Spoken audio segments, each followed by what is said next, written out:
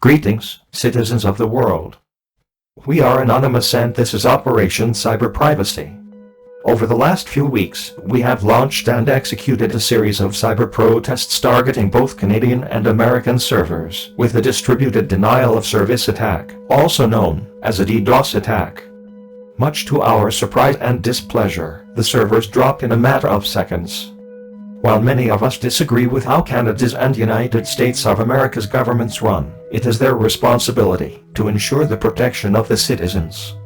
Sites that are crucial to the public, such as Medicare, income tax and data storage, along with national defense easily and quickly knocked offline.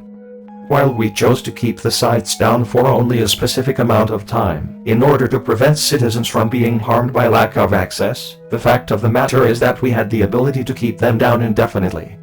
It would have had major impacts on the citizens if these websites were kept offline for weeks on end, and we believe the people of a nation should not be accountable for their government's failures. The ease with which we executed this sheds some insight into the theory that this legislation is actually required to protect government websites and sensitive information. Even after our first protest, they did not implement security measures for the websites. These bills serve only to increase surveillance on the citizens rather than help protect websites from cyber attacks. Canada's cybersecurity agency was equipped with infantile online protection, and it was shocking how quickly we were able to disable them entirely. With much warning and a virtual blueprint of their vulnerabilities, they barely upped their game for our second round exactly 14 days later. This is an agency sitting on a $58 million budget increase this year alone. The United States was only slightly better prepared for us still. We were able to bypass the majority of their security in a short amount of time. Had we desired to put more effort in, we could have easily bypassed all of their security measures to take their sites down for as long as we wished as well.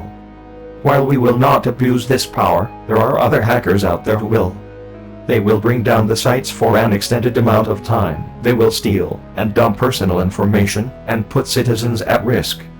This is why it is urgent for both governments to increase the security of the websites. If this attack had been perpetrated by the wrong person or was part of a state attack, just how badly could this have turned out? Again, we would like to state that we stole no information or data from any of the sites. Any individual or group who took and dumped information in protest of the bills acted on their own and had no coordination or collaboration with this operation. We continue to stand by our conviction that personal data should not be collected, stored or shared without consent. Armed with a true understanding of the intent of cyber bills and the abundant failures of the officials tasked with enforcing them, we can only hope that more people are able to look at this legislation in an objective way. Ask yourself how cyber legislation has helped to protect or prevent any of our 3 direct attacks. Ask yourself if you are prepared to exchange your privacy and access to free and open information for the illusion of security. Ask yourself if the duty of protecting you and your information should fall to those whom do not only fail to understand the problems at hand, but are more importantly, too incompetent to protect your privacy, rights, and data.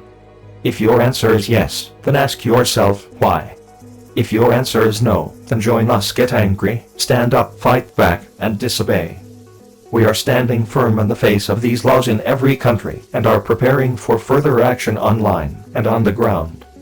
We will not stand down until these laws are voted down, repealed or amended to best suit the needs, desires, and freedoms of the people of the world. We are Anonymous.